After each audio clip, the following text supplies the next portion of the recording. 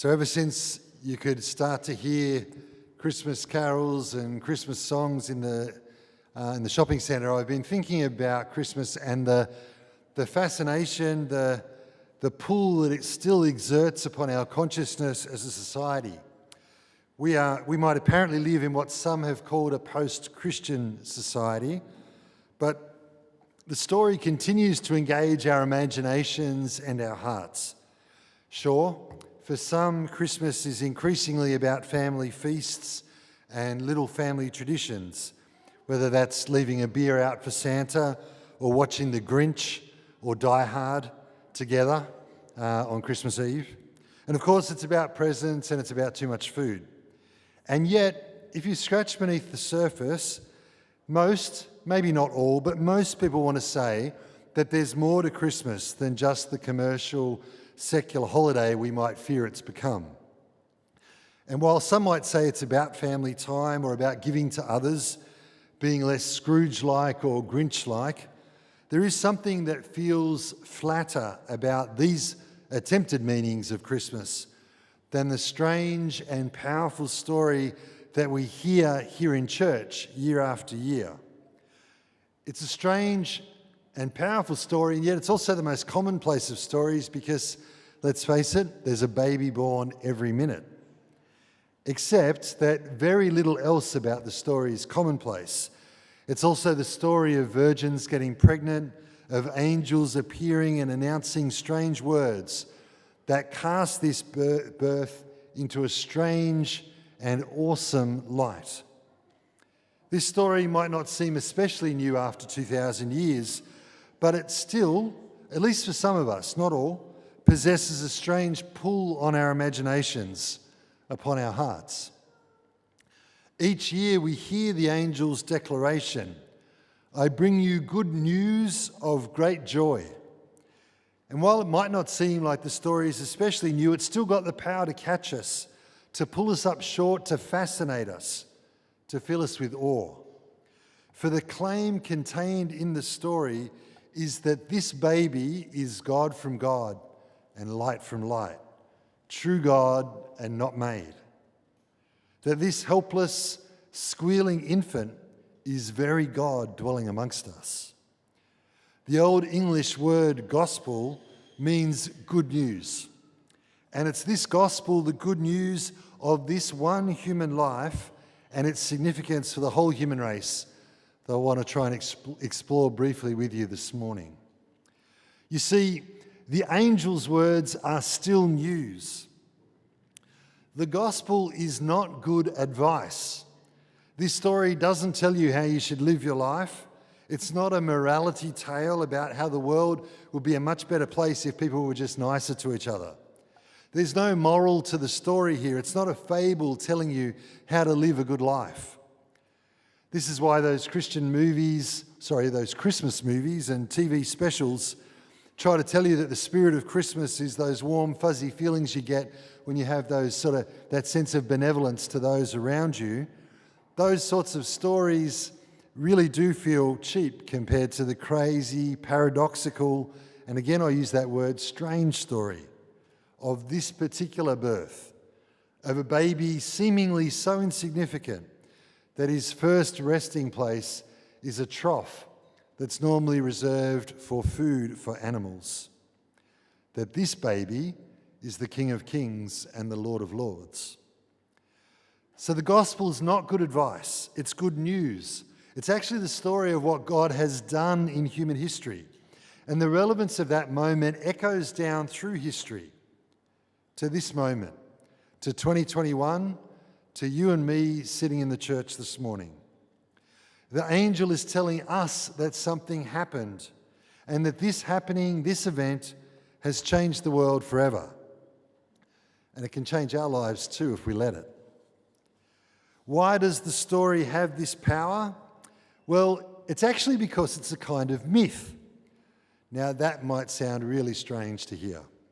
When we hear the word myth, we tend to think that it means a superstition, an ancient fantasy that's been made up by people a long time ago to try and explain their world. Above all, in 2021, we think that a myth is something that's untrue. Now, I am saying that Christianity is a kind of myth, but I'm not saying that Christianity, or the Christmas story in particular, is untrue. On the contrary, I believe with all my heart that Christmas is a true story and that the Christian faith is the truth, or better still, that Jesus Christ is truth incarnate. Christianity is, as C.S. Lewis and J.R.R. Tolkien like to say, a true myth, or the only true myth. So I'm wondering if I've got your attention. Stay with me. If you haven't, just wander off.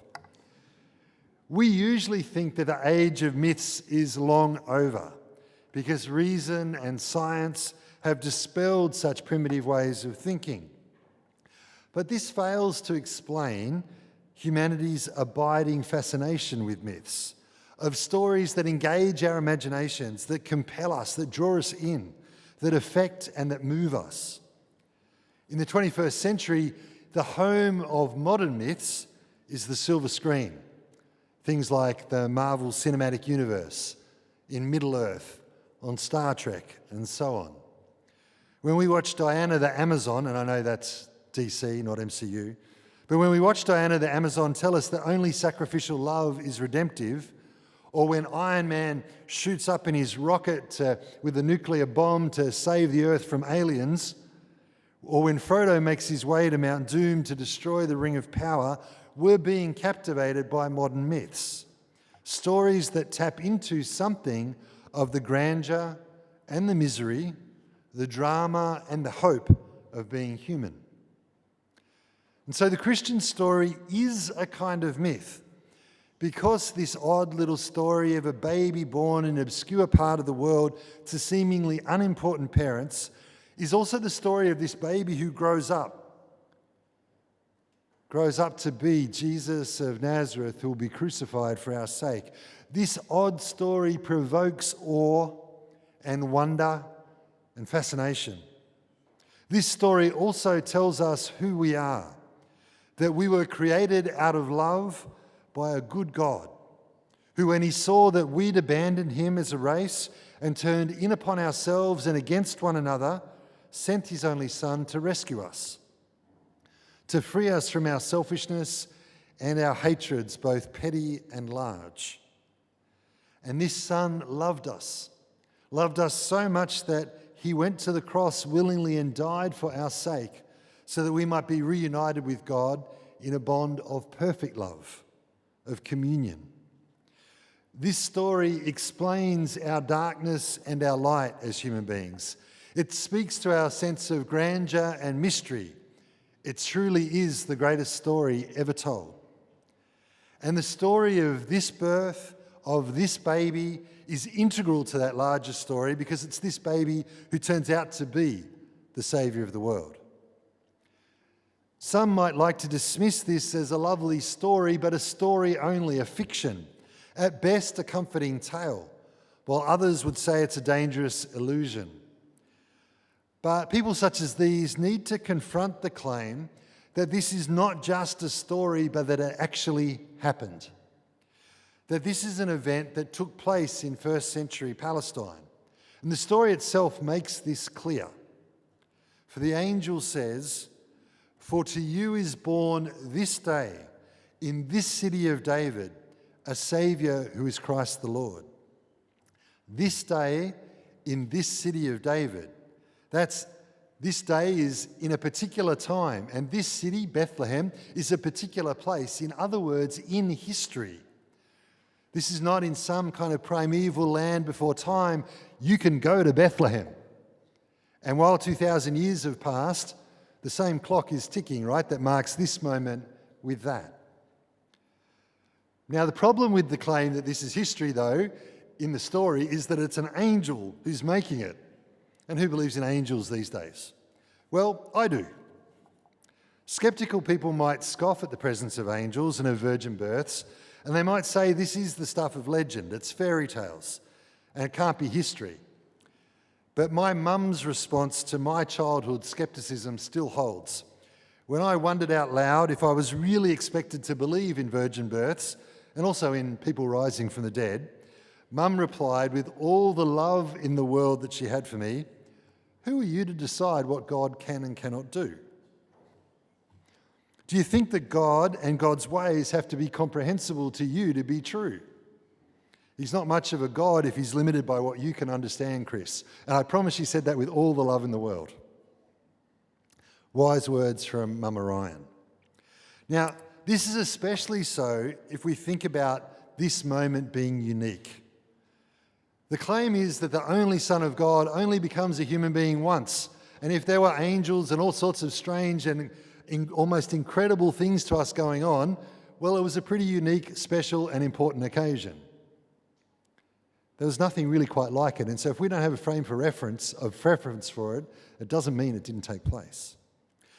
I said there was nothing quite like it. Well, almost nothing. The resurrection's a unique event too. The story of a man being raised from the dead. That is our conclusion. That's where we're headed. But at this stage, Jesus and his mother. That's it.